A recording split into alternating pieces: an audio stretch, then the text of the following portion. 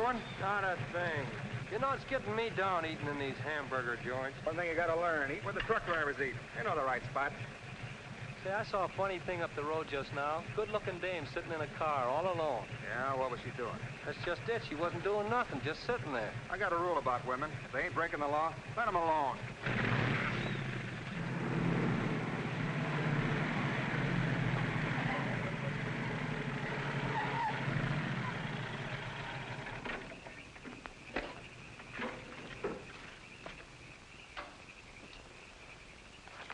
I didn't mean to disturb you, miss. Just wanted to be sure everything was okay. Excuse me, lady, but are you sure you're all right?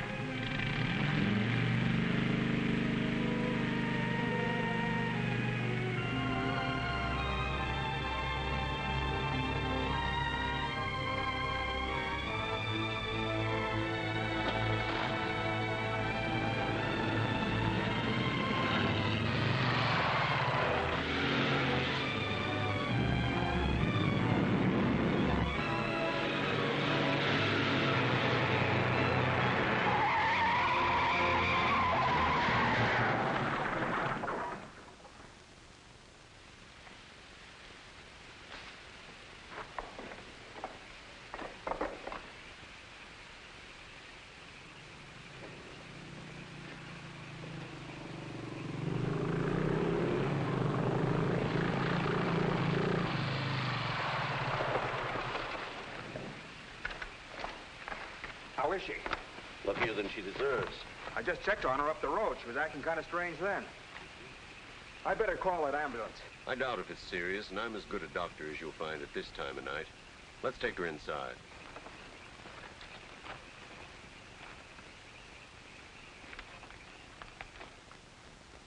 Well, no bones broken. Bruises, that's all. I think you better rest here for the night. I'm a little surprised. You're a beautiful young woman. You've been in an accident. You haven't asked for a mirror. Perhaps that fits with the way you were driving tonight. Perhaps you find the idea of living not very attractive. Is that any of your business, Doctor? As a matter of fact, it is my business. I happen to be a psychiatrist. I don't need a psychiatrist. You won't mind if I disagree with you.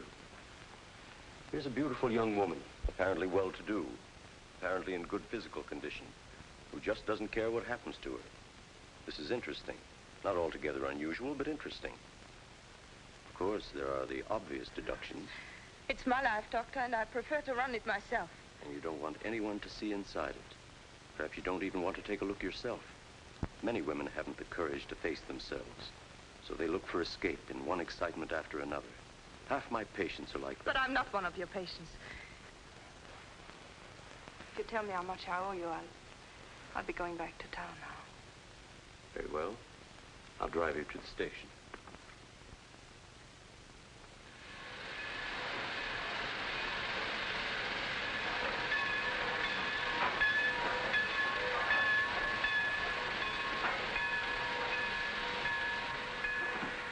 Miss Damien, you're an intelligent woman, not an idiot. Will you promise me one thing? When you get ready to throw yourself off Brooklyn Bridge, will you come and see me first?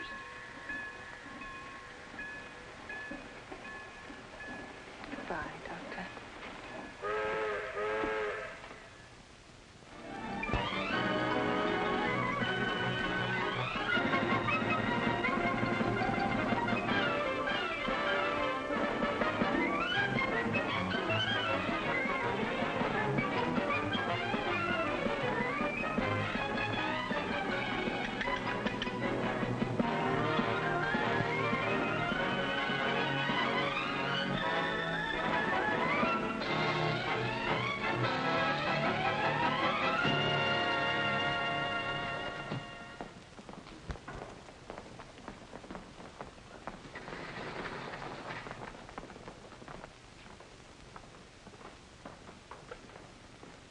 Just what is our trouble?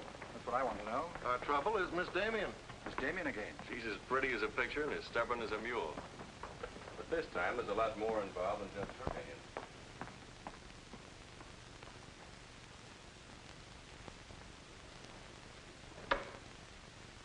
Come in, Miss Damien. We were just ripping you up back a little bit. So I gathered. There's nothing personal. It's about Mr. Cortland. Cortland? Oh, yes. He runs a jewelry store. He owns Cortland and Company. London, Paris, Fifth Avenue. You may remember him as one of our biggest advertisers. Oh, what Shirley wants to say... I know what Shirley wants to say. I always know what Shirley wants to say. He wants to know why I killed the art layout on Mr. Cortland's famous jewels. And I understand the April number goes to press without it. That's right. In the first place, it's no art layout. It's a press agent's dream. But the result is we stand a good chance of losing the Cortland account. Now, am I running my department or am I not? I haven't said anything, Miss Damien. Well, I had a talk with Cortland. He was decidedly acid about it. I'm not interested in Cortland. But if this magazine is going to submit to advertisers' blackmail, I'd like to know about it. Now, please, Miss Damien. If that's the policy, Mr. Cranish, you better get someone else to take my place. Please, Miss Damien, just a moment. Gentlemen, if you don't mind, I'll talk to you later. I thought I should bring this to your attention. You can't blame us for trying. No, of course not. No harm done, gentlemen. Madeline, you've got yourself all worked up. Come, sit down. I'll get you a drink. No, thanks. I don't want one. No? What is this private blackmail of yours? Threatening to quit in order to win an argument. Oh, I'd just as soon quit. I mean it. Now, tell me, what's happened? You're all wound up. What's bothering Oh, you? nothing's bothering me. You know I don't want you to quit. I won't go into my personal feelings, but you are the best art editor we've ever had. How's the insomnia? Oh, I found some new sleeping pills. Red ones this time. Red pills to put you to sleep. White pills to wake you up. Doesn't sound very sensible, my dear. What are you doing this evening? Dining with Freddie Fancher. Oh, Freddie again. Oh, I couldn't get out of it, Victor. We're using some of his drawings next month. But it'll be the last time, I promise. Madeline, you're a bundle of lies. A very lovely bundle. Beautifully tied together. I'm trying to be honest, but you won't believe me, will you? No, my dear. Because I don't really think you believe yourself.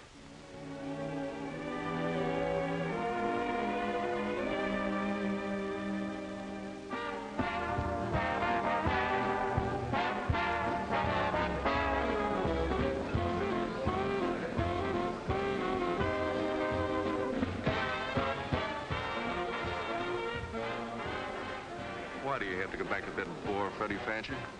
You haven't even given me a chance to make love to you. You've been doing all right. You know something?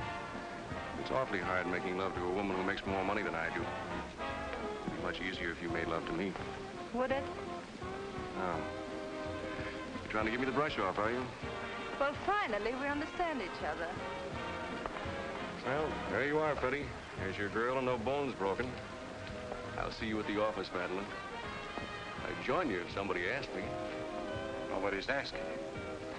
Fair enough. Why do you have to dance with that pollywog? Look, I've told you not to drink. I always drink, particularly when I'm with you. Oh, am I that hard to take sober? You're a voluptuous pain in the neck. I'm going home. You're not going to walk out on me. Come on, be yourself. I've told you I'm going to leave early. But you can't leave me just sitting here in the snow. I'm mad about you. In my own foul way. Good night, Freddie.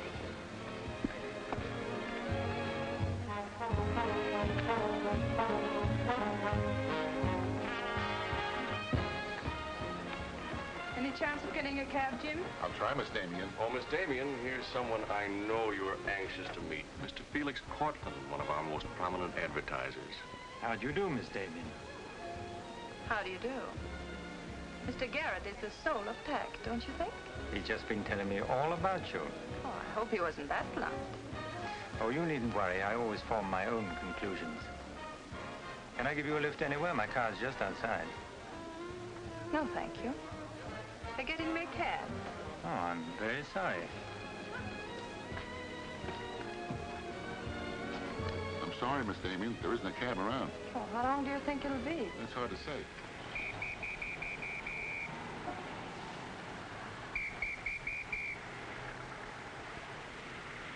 Are you sure you don't want a lift? Well, there doesn't seem to be any alternative. Good night, Mr. Garrett. Good night, Mr. Cortland.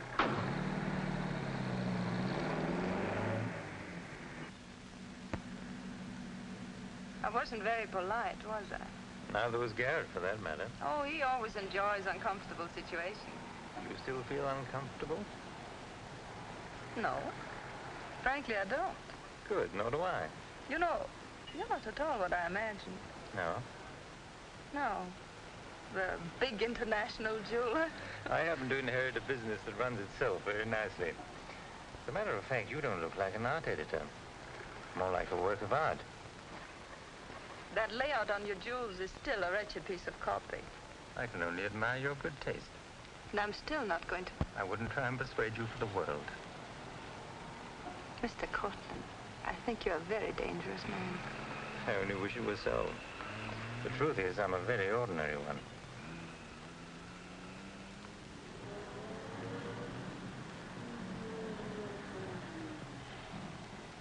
Oh, I'm sorry. I forgot to give you my address. It's my fault. I forgot to ask you. Won't you come in for a minute? No, I don't think so. Oh, but you really must see those jewels you've been insulting. They're much handsomer than the photographs. I'll need you in about 15 minutes. But I said I wasn't coming in. Oh, yes, so you did.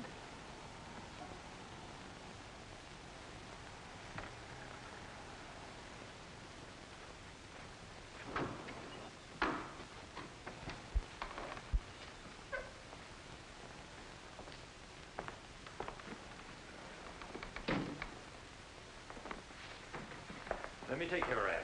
Well, I'm only going to stay a minute, you know. Of course.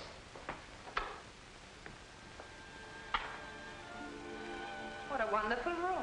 I've had this place a long time. In fact, I'm pretty disgustingly rich. Don't you find that rather pleasant? Oh, it's not so hard to take once you get the hang of it. I think I know all the troubles that come with money. And all the pleasures. Well, have you got me all figured out? Only what I see here. Good books, fine pictures. Wonder if you ever look at them. Oh, but I do. I'm a lonely bachelor, and I spend hours here all by myself poring over old manuscripts. You don't expect me to believe that, do you? Didn't my father paint that? Was Stephen Damien your father? Uh-huh. That's very interesting. Is it? I remember when he came here to paint that picture of my mother. Everybody was fascinated by him, especially Mother. Father ended by chasing him out of the house. I'm afraid that's the way it usually ended. My father was very much in love with life. That's a Hungarian custom, isn't it? Not exclusively Hungarian. Weren't you going to show me your jewels? Oh, yes, of course. I'd quite forgotten.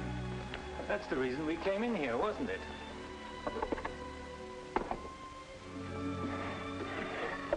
You ought to feel very flattered, Miss Damien. This safe is one of my darkest secrets. You really want to see those jewels? Not particularly. I can't tell a brilliant from a diamond. Not one person in 100 can. But then very few people are intelligent enough to admit it. Thank you. How about another drink? No, thanks.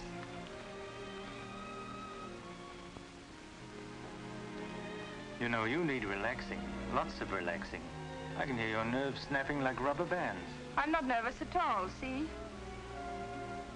You're a very curious mixture. A highly moral voice. That's not me, that's my mind. A man's mind, I'd say. Why not? I do a man's work. And desperate eyes. Eyes full of shadows. Insomnia does that. Does it?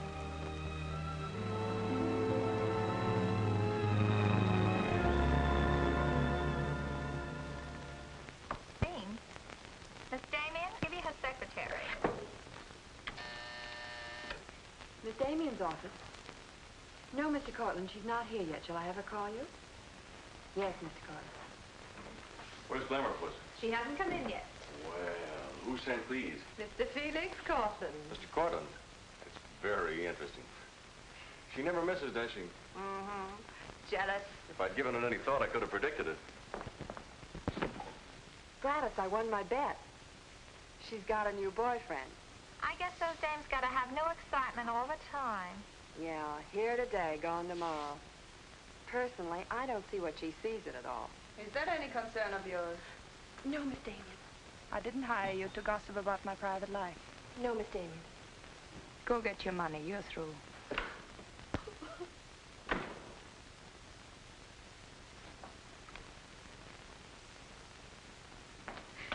Damien, come in yet? What's the matter, sweetheart? Miss Damien fired me. Fired you? What for? He heard me talking about Mr. Cortland. Cortland, eh? Don't you worry, baby. I'll fix that. I understand you fired June. That's right. What's the idea? I don't like people to gossip about me.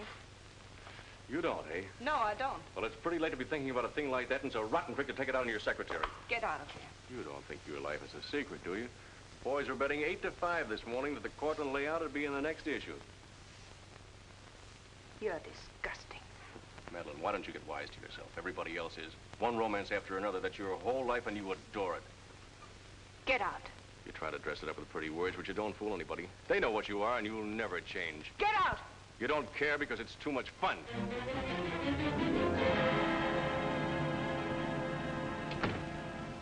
It isn't true.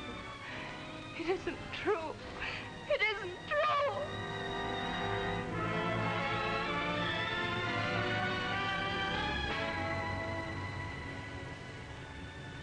I'm a little surprised. Here's a beautiful woman who just doesn't care what happens to her.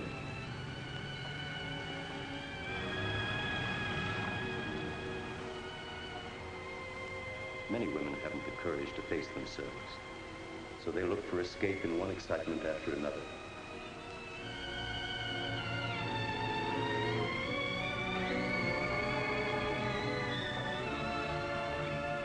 Perhaps you find the idea of living not very attractive. Lady, if you want to kill yourself, why don't you try the fridge?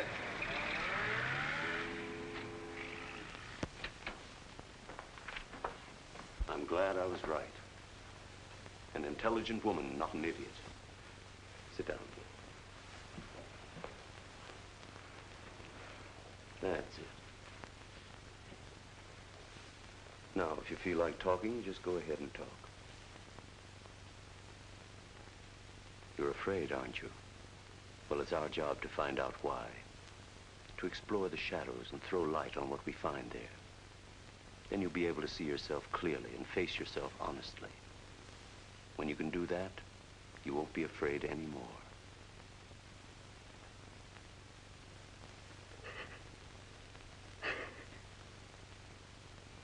I was living with my father.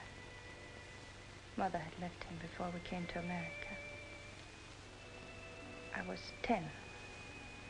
And to me, the way he lived seemed romantic and wonderful. He was a successful painter, and women adored him.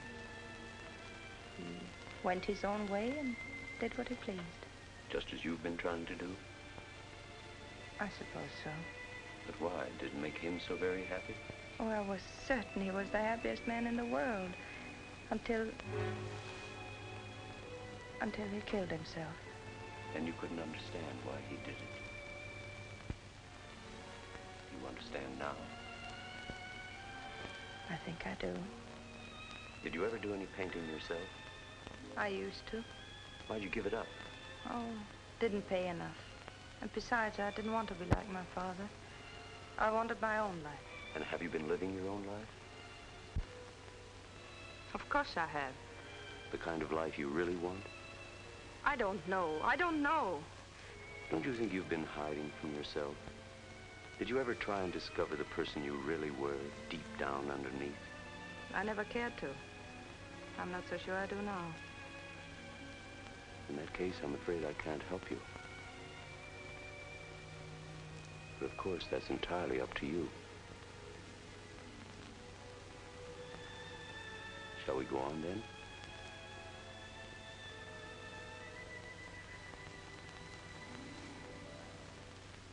I was doing what I wanted to do.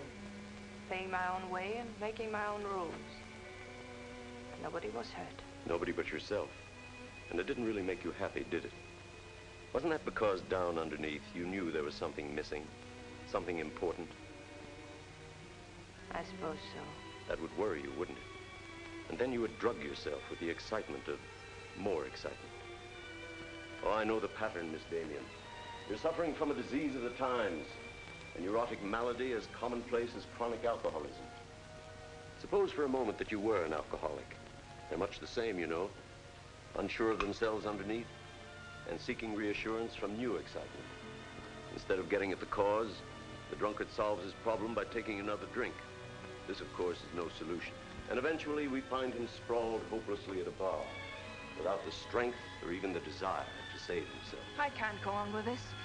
You're not helping me. You're insulting me. You've been insulting yourself, Miss Damien. Insulting your body and insulting your soul. Your life hasn't been gay and glamorous at all. It's just been muddled and senseless. You know that now. And if you really want to change it, you can start right away. Now it's up to you.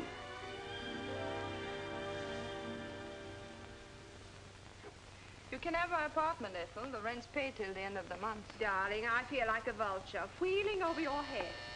I'm not in, whoever it is. Miss Damien's office. No, she still hasn't come in, Mr. Cortland. Well, I don't know exactly. Later in the day, Did he hang up? Yes, good. Let me call him back, darling. You may be sorry later. Everything in this pile returned without comment. This I would ask to see more of their work, and these you may be able to use. But you haven't given me your new address. I'm not giving it to anyone. Hello, Madeline. Beautiful, would you mind popping out for a minute? That's just 60 seconds. You better talk fast. Madeline, I'm on a jam. I've got to raise some money. I need about $5,000. What do you expect me to do about it? Well, I thought you might talk to Cortland. I'm sure he'd let you have it if you ask him nicely. You're really quite a rat, aren't you? Look, Madeline, I'm in debt up to here. I only make $100 a week, and you know I can't live on that. $5,000 doesn't mean a thing to Cortland.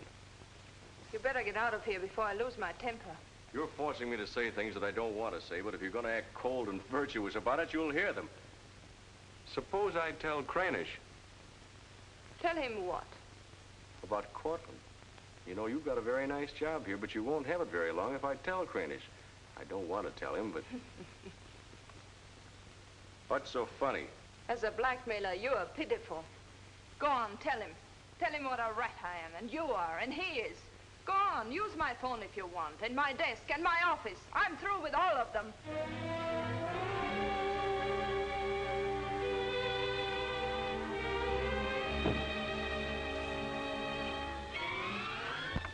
Boulevard Magazine. No, Miss Damien hasn't been back. Just a moment, please. I'm sorry, she doesn't work here anymore. You might try at her home. Waldorf Apartments. Waldorf Apartments? Miss Damien? Oh, no, she gave up her apartment. Why don't you try the post office? Dalton? Damien. Here, Richard Caleb, 137 West 50th Street. Well, I've nothing to do except that Miss Damien has taken my advice as a doctor. She'd been living in an area of infection, and she's removed herself from it. I take it you consider me part of the general contamination. Now, you've come here for information, not diagnosis. I usually charge a fee for insulting people. I'm willing to pay for data of any kind. Yes, I gathered that. But I have nothing for sale. I suppose you're being very ethical, but I'd like to talk to Madeline. In your presence, if you wish. Miss Damien is living under a different name in a different world. She told me to tell you, if you inquired, that she was busy growing a new soul. Now, would you please keep off the grass? Goodbye, Mr. Cortland.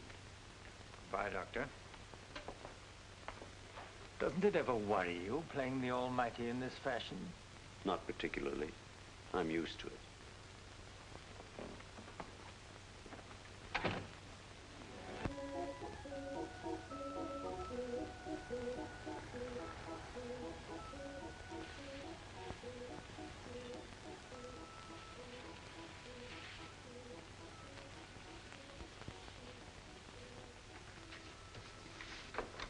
How's it look?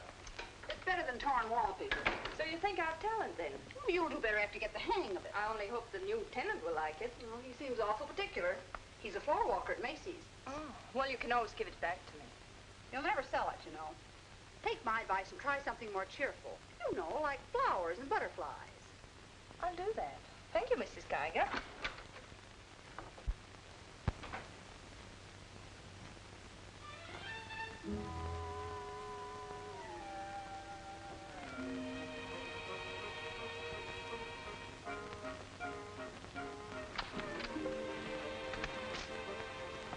Thanks. You saved my life. Is this yours? Yes. Mrs. Geiger would scalp me if she knew I kept mice in my room. Well, why do you keep mice in your room? Oh, pathologist, part of my homework. I really shouldn't bring these fellas out of the lab, but, well, I got kind of attached to this one. Oh, thanks again. Hey. Women are supposed to scream. Aren't you afraid of mice? Well, no, but next time I'll scream.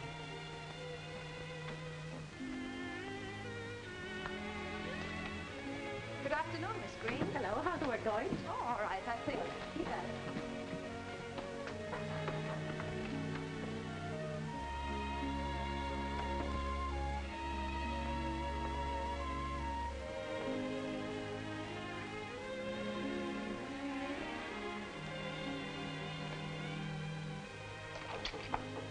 Come in. Hello. Hello. Say, you're an artist, aren't you? Well, I don't know. Oh, Mrs. Geiger said yesterday that you were. She's an authority if I ever saw one. I was wondering, could you do a job for me? Want your portrait painted? Me? Oh, no. No, nothing like that. I'm doing some research, and it has to be illustrated. Oh, what do you want me to draw? Nothing fancy, just blood cells and things. Sounds fascinating. Oh, it is, really. You see, it's a lot like... Oh, no, you'd be surprised. It really is fascinating once you get in it. Of course, I'm on a fellowship, and I couldn't pay you very much. Matter of fact, I couldn't pay anything till the first of the month. That'll be all right. Oh, fine. Swell. So I'll settle then. I'll see you at my place about 6 o'clock. Oh, but couldn't I? Oh, sure you can. I just live downstairs. You know, the mousetrap. Oh, by the way, my name is Cousins. Mine is Dixon. Very glad to know you, Miss Dixon.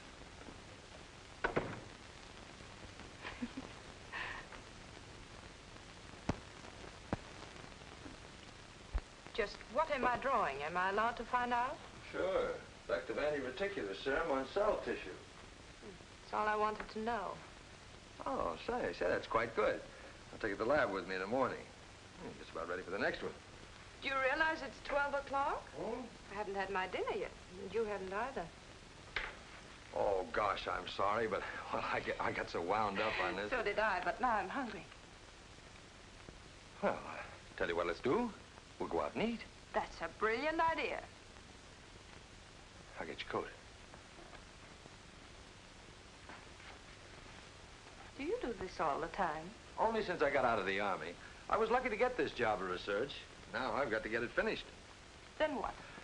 Oh, then I go back to Oregon and become the usual respectable small-town doctor.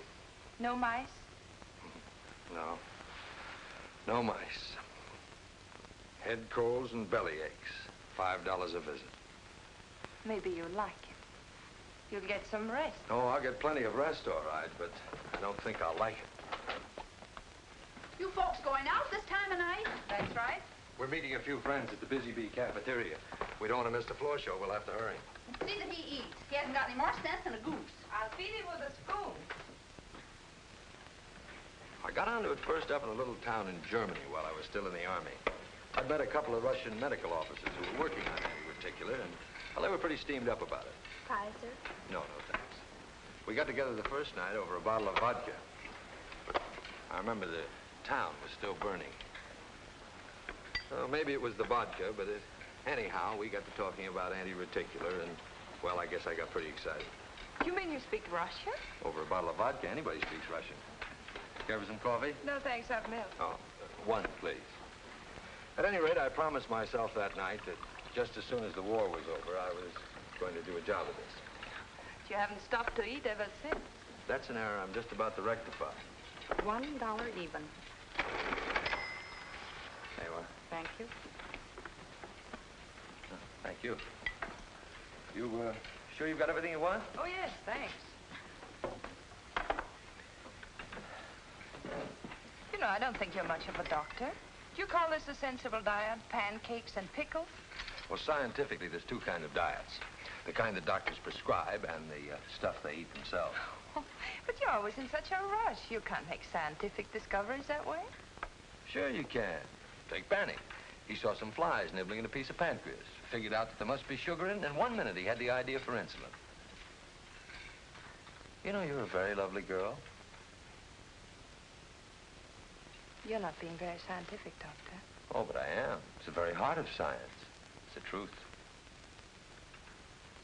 Let's talk about insulin. Insulin.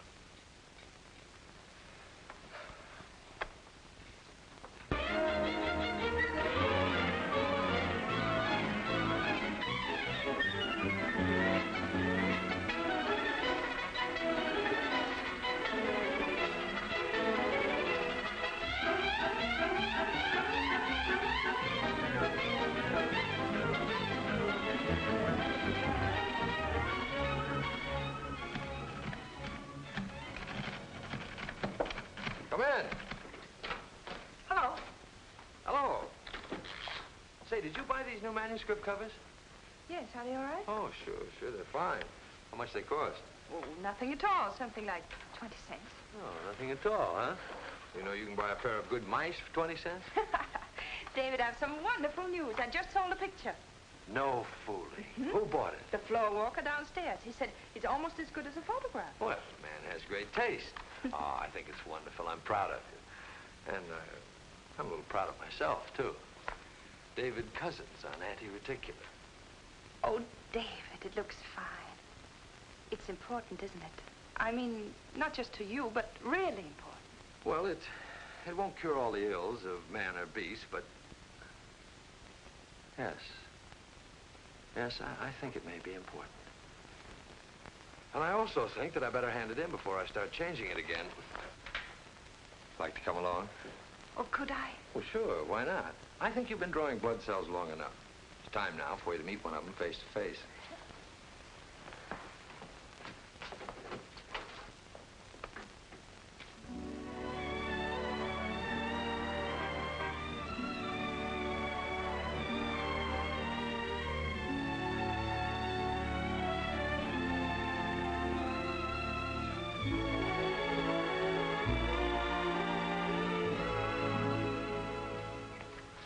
I hope your text is as good as your illustrations. I hope so, too, sir.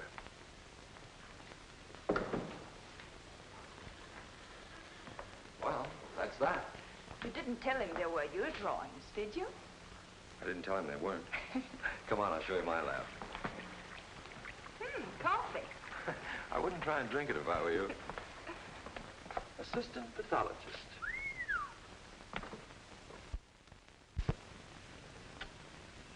Well, this is me. How do you like it? Oh, I think it's wonderful.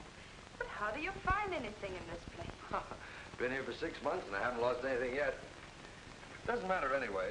The boss okays my research, I'll be out of here in a week. Back to Oregon? Yes, back to Oregon.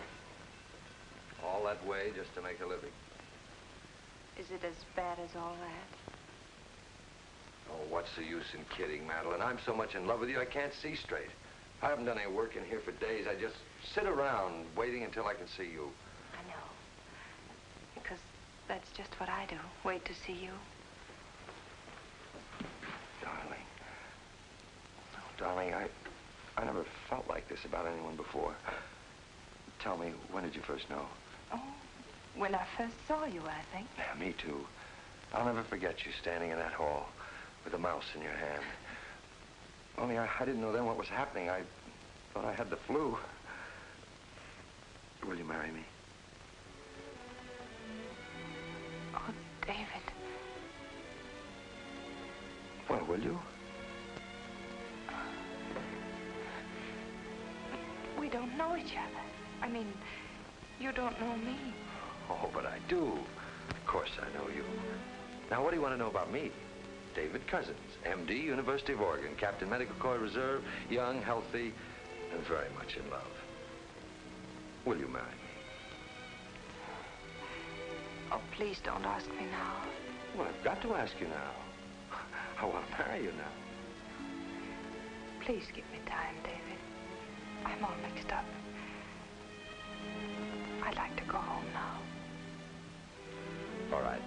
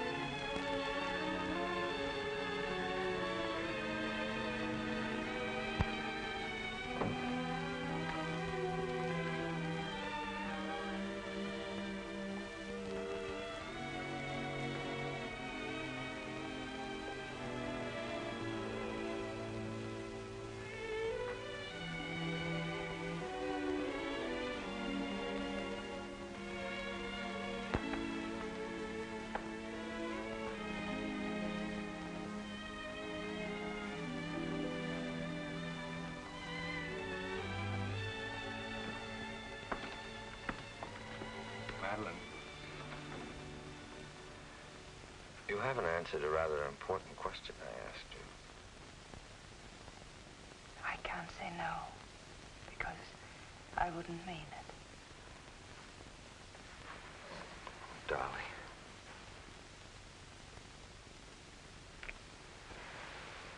David, I do love you.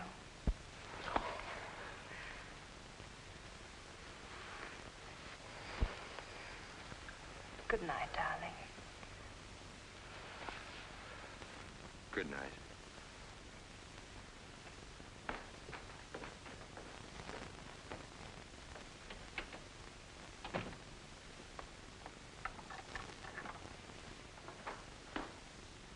Hadn't you better close the door?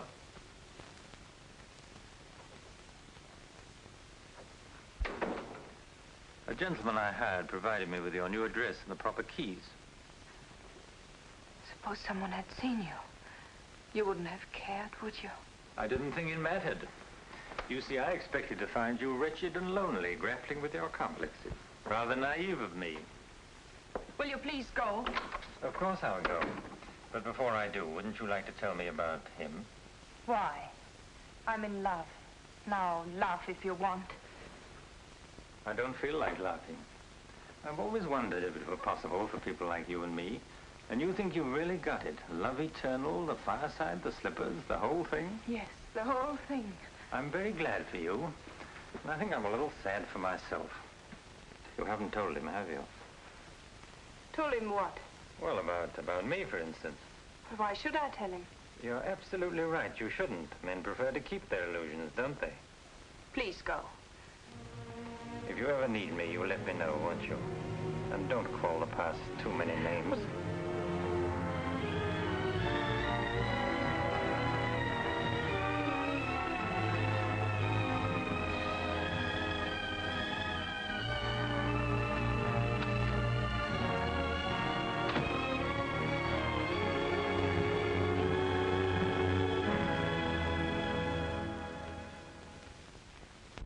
What you say. I'm going to marry him just as soon as it can be arranged.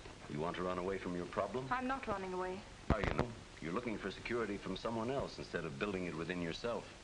But I love him. I can't talk to you if you don't believe me.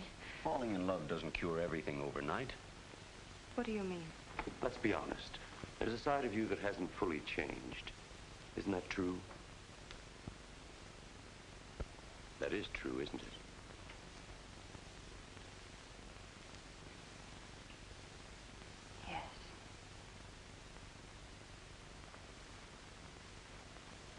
Have you still not told David about yourself? I couldn't tell him. You let him fall in love with an illusion, with someone who doesn't exist. I could never tell him. He might stop loving me. Isn't that a risk you'll have to take?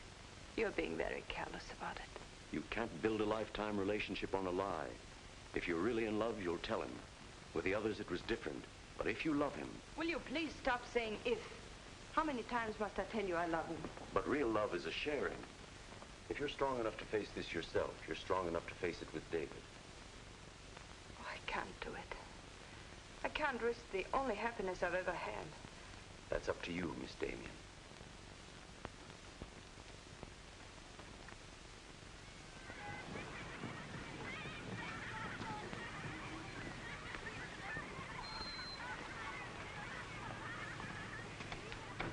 Hi. Hello, darling. You're home early, aren't you? Well, I didn't get fired, if that's what you mean. Dr. Lutz read my paper. Really? What did he say? Well, he liked it. Oh, David, that's wonderful. The only trouble is he thinks it's so important he wants me to go to Chicago and read it before the convention. Oh, David, no. Well, that's not my idea. I don't want to go. Well, when will you have to leave? Tonight. Gotta catch the 8 o'clock plane. And when will you come back? Oh, I don't know. A few days. But I tell you what. As soon as I get back, let's get married. You can get a license in 3 days, and it only takes 15 minutes to get married. You still want to marry me, don't you? Oh, more than anything in the world.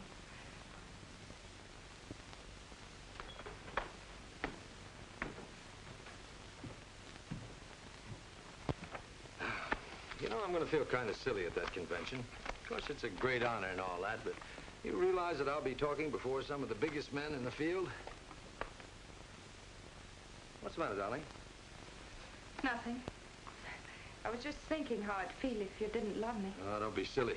Not a chance. David, could you ever stop loving me? Oh, that's really a gruesome thought. Of course not. Even if there was a reason? The world is bothering you.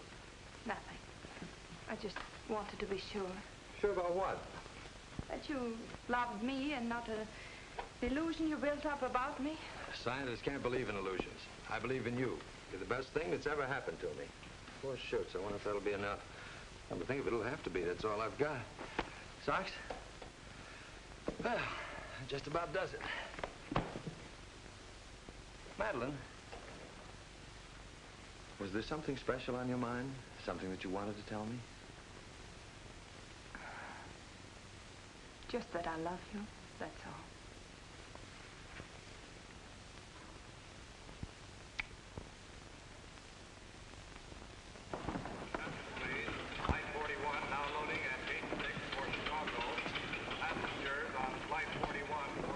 Write me every day? Every day. Hope you miss me. Hope you suffer like a maniac. I will, I promise. Oh, gosh, I hate to leave you. You know, I'm going to be jealous. Jealous of what? Oh, I don't know. Nobody, everybody. Just jealous. Darling, I belong to you. Don't you know that? I'm only alive because you love me. We'll be married the minute I get back. Well, look who's here. If it isn't Madeline. How are you? It's been a long time.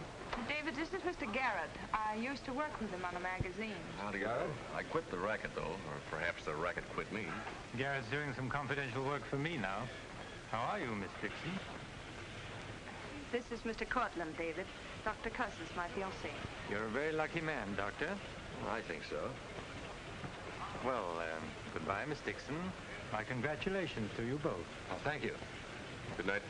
Good night. I don't believe a minute of it, do you? Garrett, you're a very cynical man. You don't believe in true love. You don't think Madeline does either, do you? I don't know, but I've always been fascinated by miracles.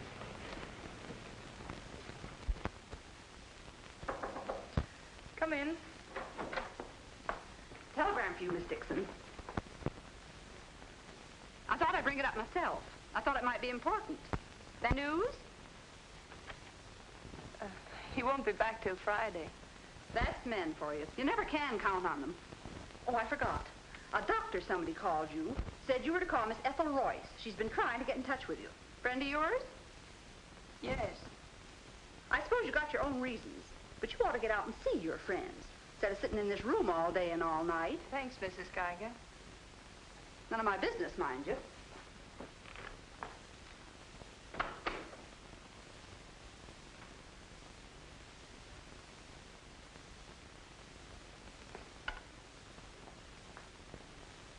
Ethel, this is Madeline.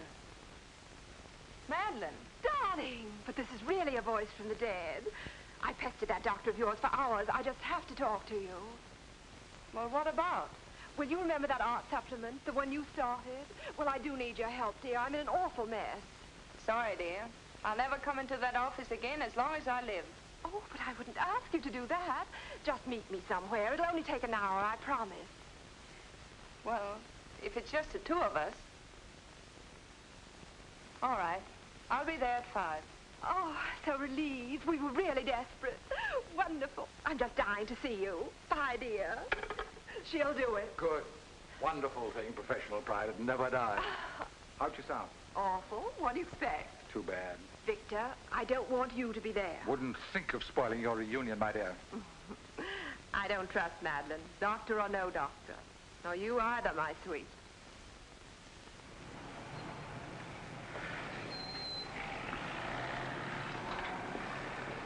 Hello, Miss Damien. Glad to see you back. Glad to see you, Jim.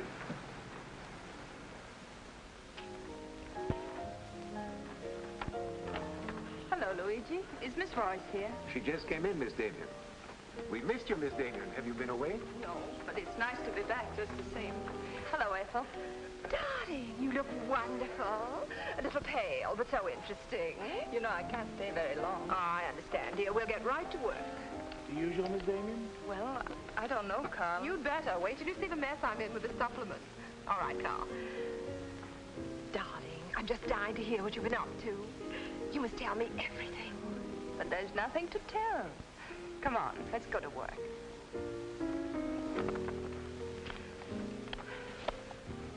You're just marvelous, my dear. You made the whole project seem utterly simple and practical. Not for me, please. Darling, you used to be able to drink 10 in a row. I'm out of training. No one would know it, my dear. You seem just like the old Madeleine again. It's the surroundings. What do you say we have dinner and go to a show? No, really, I've got to stagger home. Madeline, my dear, this is a surprise.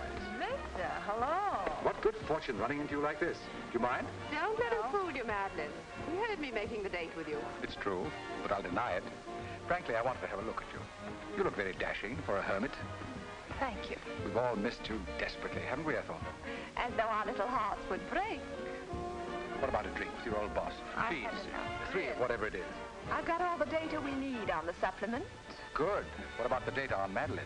No data. Now, if you'll excuse me, I You really can't go now. Look who you'll run into. He's seen you. Mr. Garrett no longer graces our staff. What happened? He got to be utterly gritty. Say nothing of a slight discrepancy in his accounts. Mr. Garrett believes that the world owes him a gay life, no matter who pays for it. Well, hello, stranger. How are you? Wonderful. Nobody here seems particularly glad to see me. Should we be? Oh, well, it's been nice knowing you. There goes one reason for my ivory tower. One? Darling, I'm constantly running into men who adore you. Slews of them. Hated them all. I know what you're thinking. I had an odd way of expressing my distaste. Not odd, darling. Shall we say just, moody? Well, here's to memory.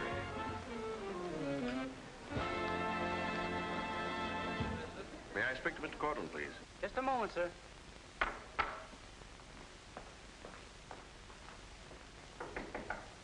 Just a minute.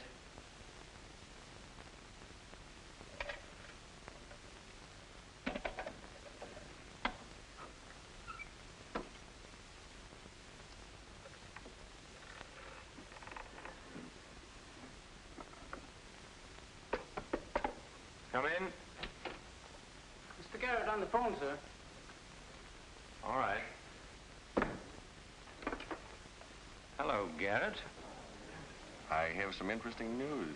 Do you know who's here? Madeline.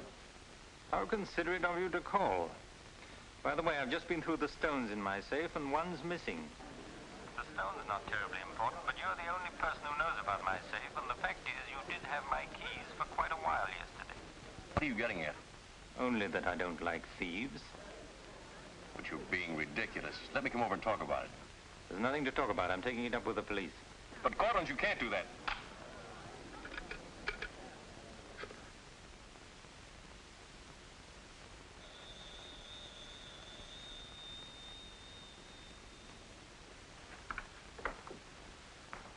Mr. Garrett again, sir. Tell him I've gone out. I'm sorry, Mr. Cortland has just left.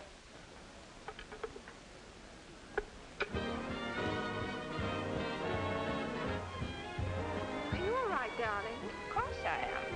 You're not going to disappear again. Oh, yes. Back to my treetop. It's raining. Let me drive you home. Oh, no. Ethel wouldn't approve. Good luck, my dear, on your treetop. Bye, darling. Well? Let's face it, she's a changed woman. She'll never change, darling. She's just got herself a new set of words, that's all.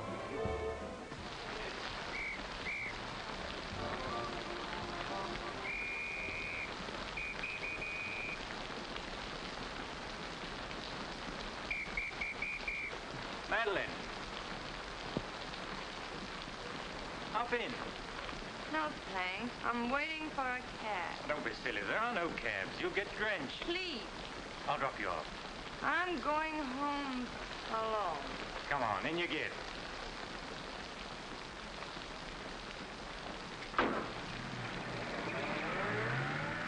I hope you didn't get too wet. Your concern is touching. Quite a coincidence finding you in the rain. Is it? I can't lie to you, especially when there's no point to it. I was informed you were playing host. hooky. You're detestable. I'm really not detestable at all. I happen to be very fond of beauty, which shouldn't be a crime in your eyes. Please, no debates. I'm a little dizzy. A good dinner will soon take care of that. Why do you always hound me? You know I despise you and everything you stand for. There's always a chance I may be able to improve your opinion and your manners. I'm sleepy. You know you're very lovely. Please don't bother. I'm not listening.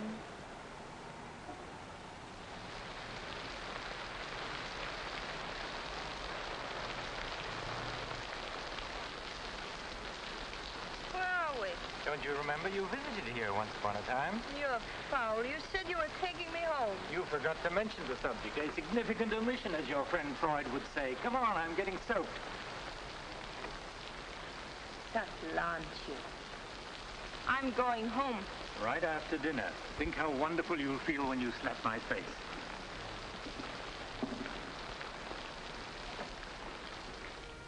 That'll take the chill out of your bones and maybe even your heart.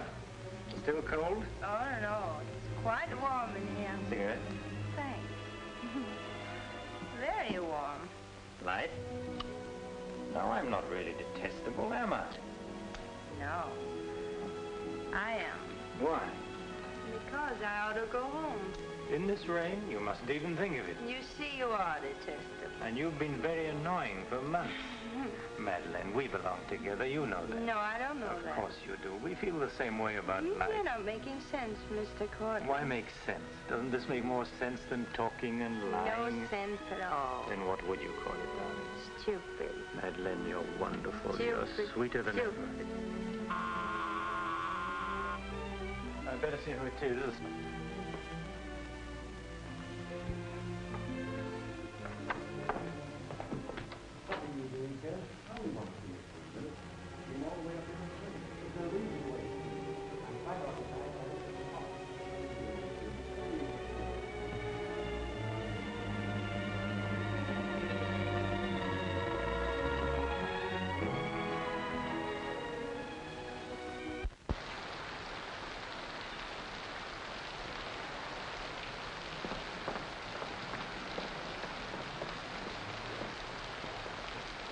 But I tell you, I'm going to raise the money. I'll pay you, honestly. I don't like dealing with thieves. That's a job for the police. If you swear out a warrant, you'll never get a dime. Look, I didn't sell it. I just had to have some money temporarily. Here's the pawn ticket. I'm not interested in pawn tickets. Good night, But, Carter, you've got to give me a chance. I said good night.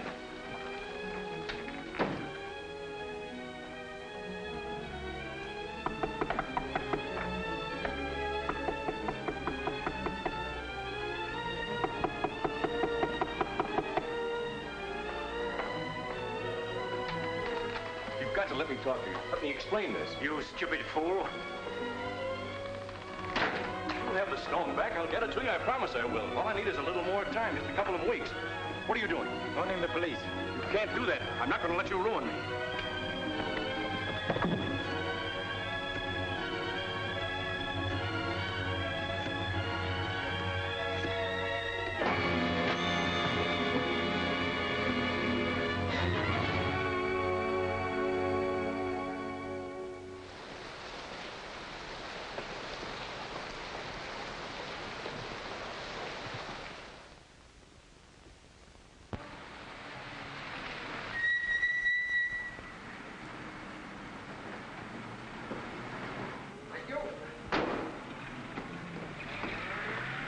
Very lovely this morning, Mrs. Geiger. You wasn't expected back until Friday. That's what I like. A cheery welcome home.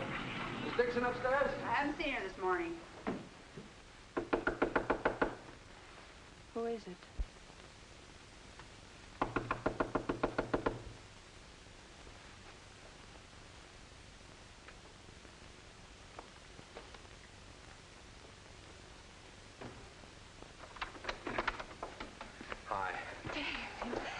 Darling. Oh, I couldn't wait till Friday. I just said my little piece and ran out on them. Oh, I needed you so badly. I feel lost without you. Don't ever leave me again. Oh, that you can depend on. Say, I've got big news. I'm a success. Oh, tell me all about it. I wonder what's the matter with you. You don't look very good. Come on, I think you better get back in bed. Now then, first, I don't have to go back to Bellyaches in Oregon. You're not marrying a small-town country doctor, young lady. You're marrying a promising young research scientist. At least that's what Dr. Broder says, and he ought to know. He's got a long white beard. Oh, darling, I'm so proud of you. I think I'll take your temperature. Gee, I wish you could have been there. When I finished reading my paper, they all got together and offered me my own laboratory in California. I still can't believe it. There it is, right in the paper. You'll find it on the bottom of page 10.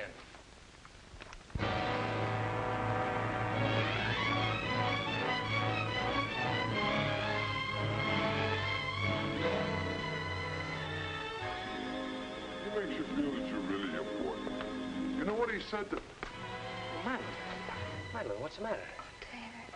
Oh, darling, you're cold as ice. You've got a chill. You stay right here. I'll be back in a minute. Oh, don't go. Don't leave me. I'll only be a second. I want to get a hot water bottle and some more blankets.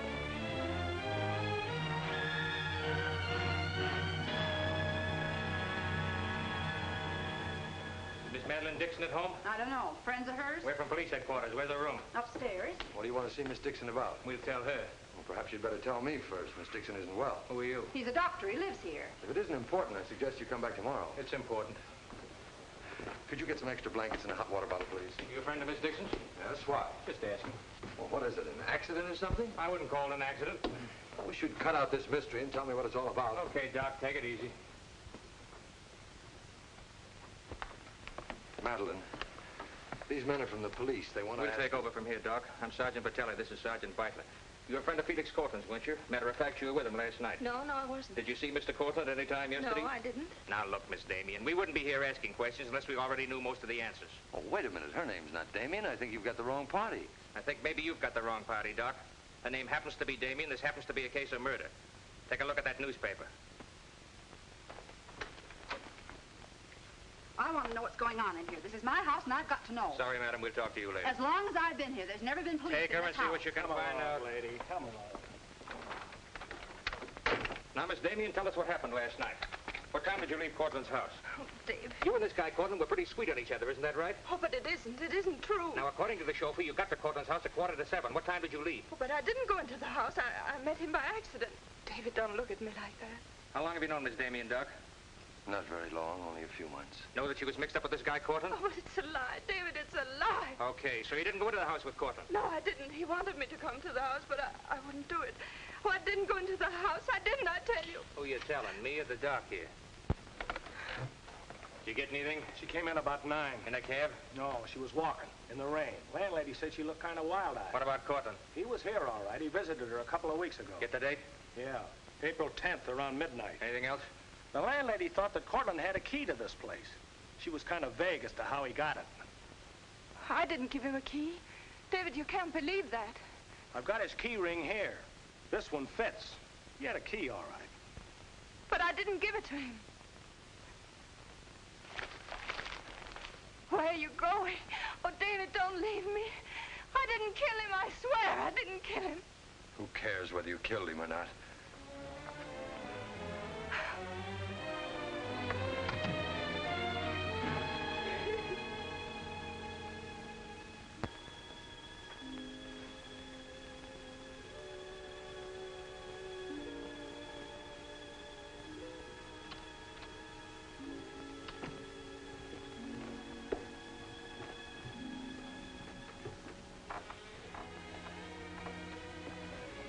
Could I see him for just a minute? Well, it isn't regulations. Okay, 60 seconds. David, please listen to me. You lied to me. You've always lied to me. But I'm not lying now. I didn't want to go with him. He said he'd drive me home. And he made love to you, didn't he? Oh, don't deny it. Of course he made love to you. He had a key to your room. I should have told you many things. I tried to, but I just couldn't. If this thing were so innocent, you would have told me. When I said I was in love with you. When I asked you to marry me. I was afraid, David. I was afraid you wouldn't understand. You bet I wouldn't. Before I met you, I was horrible. But you changed all that. You made me sane and happy. Why keep on lying? You tried that upstairs and it didn't work. Look, I was in love with you. All right, I made a mistake. I thought you were something wonderful and you turned out to be something else. So let's just forget about it. The only thing that you can do for me is let me alone. I love you, David. I'll always love you.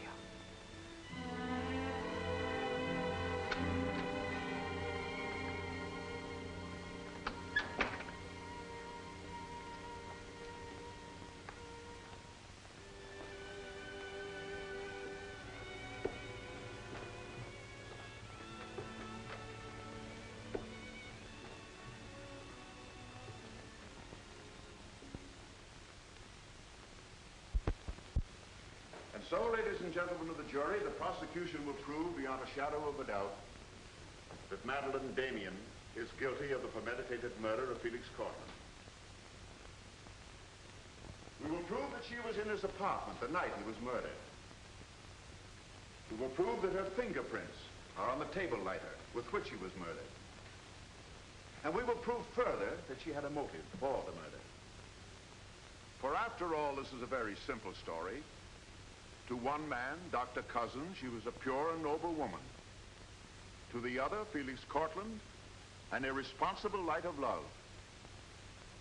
Too self-indulgent to be faithful to the man she wanted to marry. Too weak and lacking in character to break with Cortland. Her twisted soul was bent on a heartless deceit.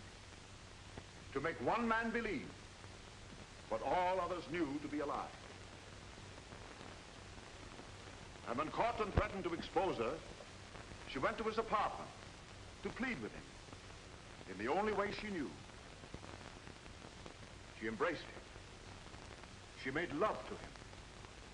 And when, in spite of that, he threatened to expose the lie that she was living, she silenced him forever. Ladies and gentlemen of the jury, the state asks you to find Madeline Damien guilty. Guilty of murder in the first degree. On the night Mr. Cortland called on the defendant, did you let him into her apartment? I certainly did not. How did he get in then? He must have had a key of his own. The key of his own? Where was the defendant when he arrived? Out with the doctor, I suppose, pulling the wool over his eyes.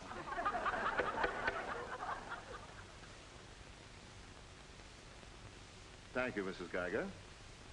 Your witness, Mr. Mitchell. You've got to let me cross-examine her. No questions. Miss Damien, I can't defend you properly if you won't let me. We've got to put up a fight. Fight? What for? And now, Mr. Garrett, just what was the nature of the work you did for Mr. Cortland? Well, most of it was personal. Confidential secretary, I suppose you'd call it. And in that capacity, you were in a position to learn a great deal about his private life? Yes, of course. Did Mr. Cortland know that Miss Damien was lying to Dr. Cousins and concealing her true character from him? I'd rather not answer that question, Mr. O'Brien. You see, both Miss Damien and Mr. Cortland were friends of mine. Yes, I understand. Well, let's get back to the meeting at the airport. What was the attitude of the defendant when Cortland saw Dr. Cousins? She was embarrassed, naturally. Yeah. She was embarrassed, naturally. Thank you. Your witness, Mr. Mitchell. I've got to cross-examine. If I don't, we haven't a chance. Don't ask him anything. No questions. Were you a close friend of the defendant? Yes, I was. Did she confide in you on matters of a personal nature? Yes, she did. If you were asked in this court, do you think you could recall any of those intimacies? I could recall some of them in lurid detail. Your Honor, I object. Objection sustained. Well, let me ask you this, Miss Royce. Would you say in general that men found Miss Damien attractive? Definitely. And would you say that Miss Damien found men attractive to her? I'm afraid I most certainly would. You would? What were the relations between Miss Damien and her former employer, Mr. Cranish? They were friendly. In your opinion, was there anything more than friendly? I object, Your Honor. The question calls for the conclusion of the witness and is prejudicial. Objection sustained. Dr. Cousins, I'm Dr. Caleb. Miss Damien's a patient of mine. I don't happen to think she's guilty of murder, do you? No, I don't. She may be guilty of other things, but in there she's being tried for murder. And she won't even defend herself. She's got a pretty good lawyer, hasn't she? She needs your help, Doctor. In her own mind, she's not on trial for murder. She's on trial for those other things. And it's not the judge who's trying that case, it's you. I don't want to be rude, Doctor, but I don't think you know what you're talking about.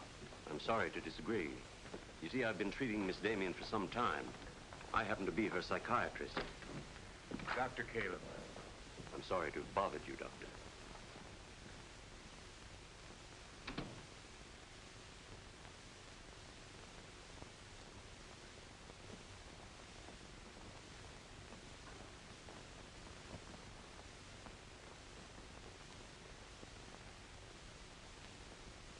Your name, please?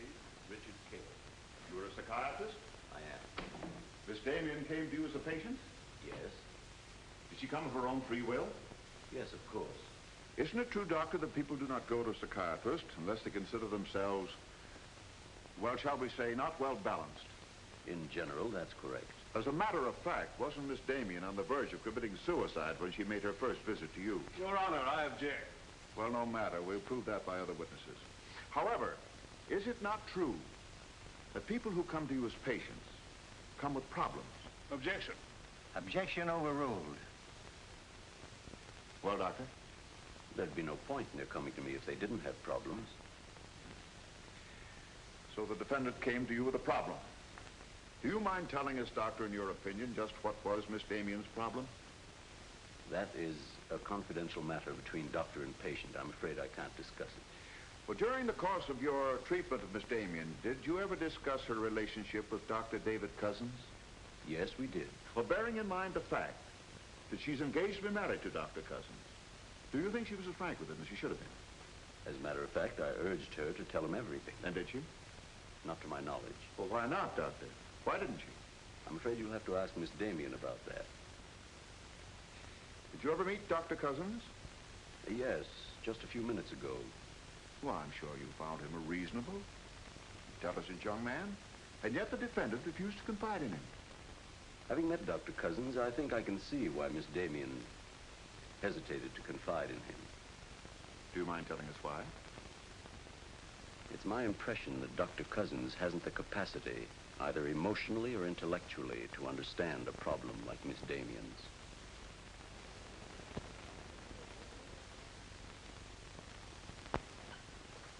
How's the trial going, Doctor?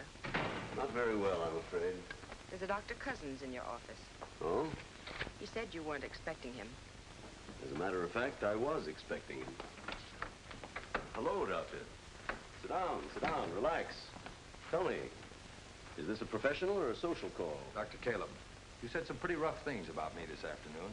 Yes, I did, didn't I? I think I'm entitled to an explanation. So do I. As a matter of fact, I'm very glad you came over. I wanted to talk to you about Miss Damien. I'm not interested in Miss Damien. I'm glad to see you're still in love with her. And I'm not in love with her. All the better. Then we can approach the subject of Miss Damien as one scientist to another. You see, I'm interested in Miss Damien because she's a patient of mine. I believe I was well on the way to solving her problem. It would be most distressing to me if she were to die now for a crime she didn't commit. It would be as though you had lost one of your white mice, one that you had just inoculated. What's all this got to do with me? Only this, that when you testify tomorrow, you'll be asked to tell the truth. The whole truth. The whole truth about a human soul is a complicated proposition. Now, I'm not going to tell you anything about Miss Damien that you haven't already heard. But isn't it possible that you've picked up a few stray facts and added them up to a conclusion that's entirely wrong?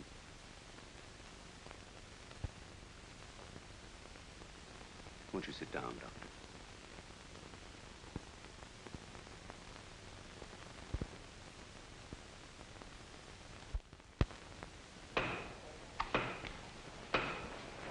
Hear ye, hear ye, hear ye. The court is now in session. Call your next witness, Mr. O'Brien. Dr. Cousins, please. This will be their last witness. You've got to let me put you on the stand. I tell you quite frankly, Miss Damien, if you won't testify, you haven't got a chance. Raise your right hand. You solemnly swear to tell the truth, the whole truth, nothing but the truth, so help you God? I do. Please be seated. Your name, please. David Cousins. Under what name did you know the defendant? Madeline Dixon. Did she ever tell you her true name? No, sir. Did she ever lie to you about her identity? Yes, sir. How long did she continue to lie to you? Till the morning the police came. Did she ever tell you about her relations with Cortland? No, she didn't. You proposed marriage to the defendant and she accepted you? Yes, sir. And still she didn't tell you about Cortland? No, sir. When did you first know of the true relationship between them? The same morning, the morning the police came. Oh, I see. Then from the moment you met her until the day she was taken into custody, you didn't know the truth about her character. I object, Your Honor. Mr. O'Brien, haven't you covered your point? Well, Your Honor, I'm merely trying to clarify for the jury the true nature of the defendant's motive. Proceed. Thank you. One more question, Dr. Cousins. If you had known the truth, would it have affected your love for the defendant? Your Honor, I must protest. Let him answer. Objection withdrawn. And now, Dr. Cousins, if you had known the truth, would it have affected your love for the defendant?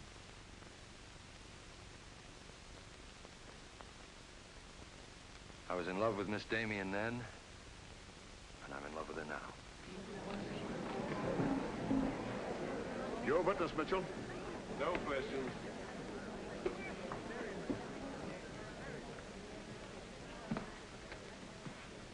Did you really mean it? Yes, I really meant it. I can't believe it. Now will you let me put you on the stand?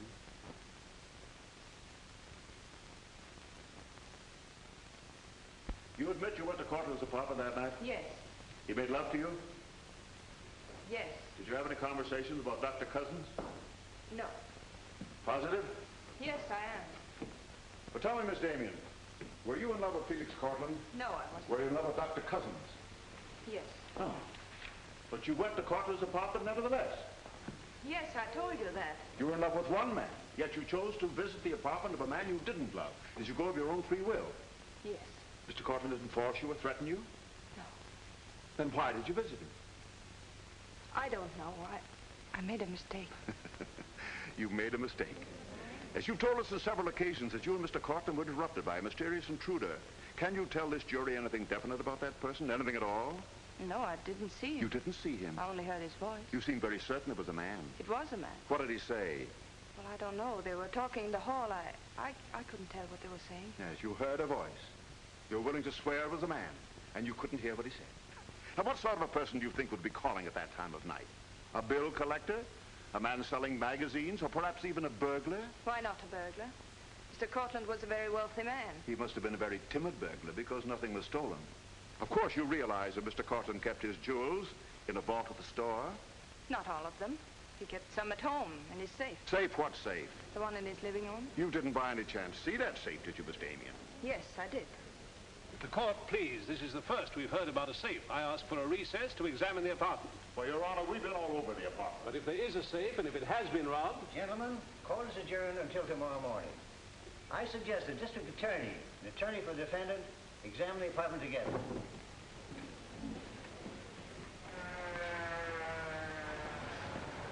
What about this safe, Mr. O'Brien? What safe? How about some papers on the inside, Mr. O'Brien? You boys better wait outside. I may have a statement for you when I come out. Mr. O'Brien. Huh? Mind if I tag along? I don't know why you're sure. The fine witness you turned out to be. Couldn't help that, sir. All right, Garrett, where's the safe? Me, Mr. O'Brien? I don't know of any safe in here. I didn't think you did. If you want an unbiased opinion, I don't think there is a safe. Well, here's the learned counsel. Perhaps he knows. Where's the safe, Mitchell? My assistant's checking the location with Miss Damien. He'll be along in a minute. Oh, you're on a dead one. While we're waiting, maybe Mr. Garrett could tell us where the safe is. I've asked him, he doesn't know. I don't understand that, Mr. Garrett. You were very close to Cortland, weren't you? That's right. I'm sure if there was a safe in here, I would have known about it. At least I would have seen the key to it. The answer's very simple. There is no safe. What did you find out? I got the dope on him, Mr. Mitchell. Splendid. It's over here in this bookcase. You were wrong for once, Mr. O'Brien. Could be. What do you know about that? Have you got Cortland's keys? There they are. Thank you. That looks to me very much like a safe, Mr. O'Brien. Yes, it does, doesn't it? But not like a safe that's ever been robbed. I don't think a good burglar would leave those behind. I guess we're right back where we started from. Well, I've seen all I want. How about you, Mitchell? You win this round. Lock it up, sir. Yes, sir. See you in court, gentlemen. Can I give you a lift, Doctor? No, thanks. Sergeant, I have some papers here, Mr. Cortland's I'd like to put in order. Do you mind if I stay? It's all right with me. We're finished with the place. Thank you very much. Anything I can do for you, Doctor? Oh, I was just curious about something. I've never seen a safe like that before. One that operated with a key. Come to think about it, I guess I haven't either. Normal assumption about a safe is that the lock works on a combination. Yes, I guess most of them do. I was wondering how you knew that this one worked with a key. You said you'd never seen the key to it. Did I say that? Uh-huh. I guess I must have said something I didn't mean. Oh, I see. There could be another explanation. Really? Yes. That you were lying when you said you'd never seen the safe before. You're not serious, are you, Doc? I'm a scientist, Mr. Garrett. When we get hold of an odd fact, we consider every possible explanation. We make some of our most important discoveries that way. Well, it must be fascinating work. Yes, it is. Suppose I had known about that safe, which I didn't. What would that prove? Frankly, nothing. But it does suggest a theory. You were very close to Cortland. You knew about the safe. Maybe the safe was robbed. Perhaps he found out about it. He was quarreling with a man in the hall the night he was killed. Maybe that man was you. That's a very interesting theory. Yes, isn't it? Well, as I said, I'm a scientist. When we hit on a theory like that, the next thing we do is to test it. That's all I'm doing. I see. Then you won't mind having a little talk with the police? Why, no. Why should I? Fingerprints. But then, of course, if you've never seen the safe before, you won't mind them checking it for yours. Oh, certainly not.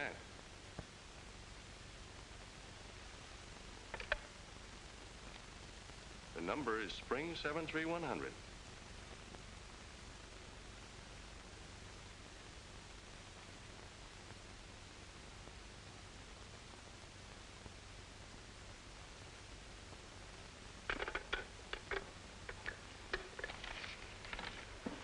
Okay, Doc. No hard feelings. Don't you think this sort of thing is rather out of your line, though? I guess maybe you're right. Bye, Doctor. Goodbye.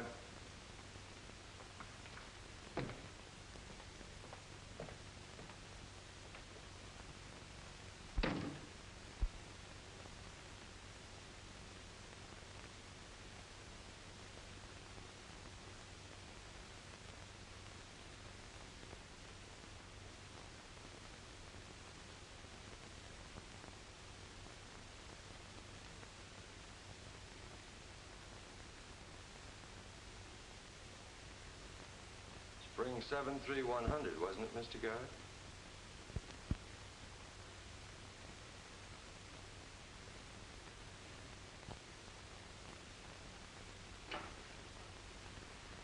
I guess maybe I underestimated you, Doctor.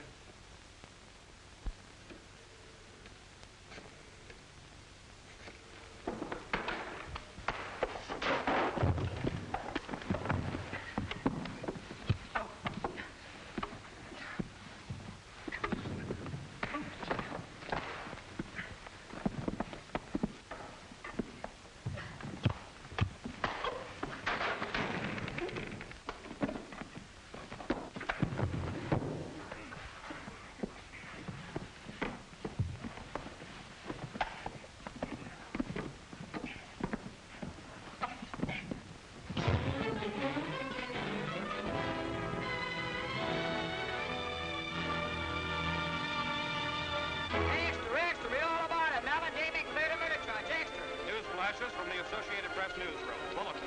Madeline Damien has been exonerated of the murder of Felix Cortland. The full confession by an ex-employee, Jack Garrett, is in the hands of the district attorney. It was a trial marked by many surprises. Notably, the beautiful defendant's startling disclosure of the jewel vault hidden in the apartment of the late diamond importer. So beautiful Madeline Damien goes free, and Broadway is tipping its hat today to the young doctor who engaged the murderer in a battle royal. Miss Geiger, I've been looking for Miss Damien. Have you seen her? She's gone. She asked me to give you this. Gone? Well, where did she go? I couldn't get a word out of her, but I know she left the airport more than an hour ago.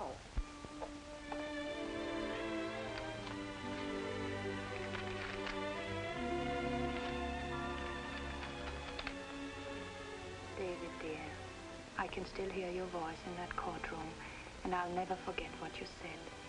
You did much more than save my life. You made my life worth saving. I can't bear to tell you how much I love you and want to marry you. But right now, that wouldn't be fair. I'm going away for a while. I want to be terribly sure, after all this, that I can really be the kind of person you once thought I was. Maybe after a while that will be possible. And then, when we're both sure, David, please ask me again. Goodbye, my darling.